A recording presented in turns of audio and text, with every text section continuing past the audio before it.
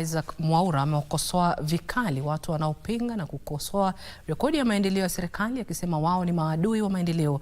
Akizungumza jijini Nairobi wakati wa kuwasilisha ripoti ya utekelezaji wa maendeleo ya serikali ya mwaka 2025, Mwaura alisema kuwa Kenya imepiga hatua kubwa katika sekta zote za kiuchumi, na jinsi anavyotuarifu mwanahabari wetu Timothy Kipnusu, Mwaura amesema safari ya Kenya kuwa taifa lililostawi kiuchumi haiwezi kusitishwa.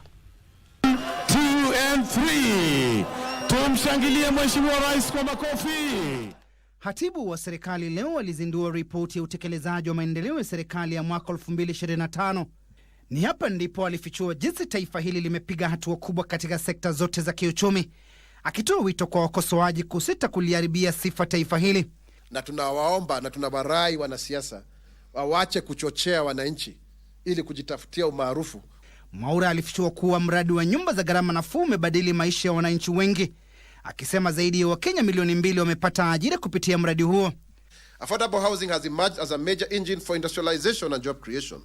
230,000 housing units and counting, actually, with a capital outlay that is very, very commendable, over 428,000 direct and indirect jobs, with the employment projected to pick up to 1 million workers as we go by. That will be really a transformation. If you do that by another 5, you're talking about 5 million people who will directly benefit when we attain this. Kadhalika alisema kwamba gharama ya maisha imepungua kutoka 9.7% hadi 4.6%, akihusisha mafanikio haya ya juhudi ya serikali za kushirikiana kwa karibu na mataifa mengine katika kuimarisha uchumi. Aidha, alifichua kuwa Kenya ni miongoni mwa mataifa barani Afrika yaliyoorodheshwa kuwa bora zaidi katika utoaji wa huduma za umma, akihusisha mafanikio hayo na utekelezaji bora wa ajenda ya mabadiliko ya kiuchumi ya bottom up. Kenya ndio imekuwa zaidi kwa kiasi kikubwa katika bara la Afrika kushinda hata nchi zile zingine ambazo zimeendelea, Nigeria, Afrika Kusini. Hilo ni ukweli kwamba Kenya sasa pia imeorodheshwa kwa ukuaji mkubwa sana wa sekta za kibinafsi. Pia ukiangalia hata mikopo ambayo Wakenya sasa hivi wameweza kukopa, ilikuwa ni 3% chini zaidi, lakini sasa hivi unaona tumeenda mpaka 6%. Ripoti hiyo pia ilionyesha idadi ya Wakenya waliofaidika na fedha kutoka kwa serikali, hatua iliyowezesha kujitegemea.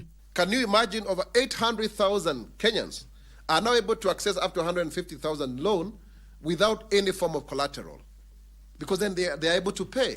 You know, in terms of assets and what have you, they may not have proven.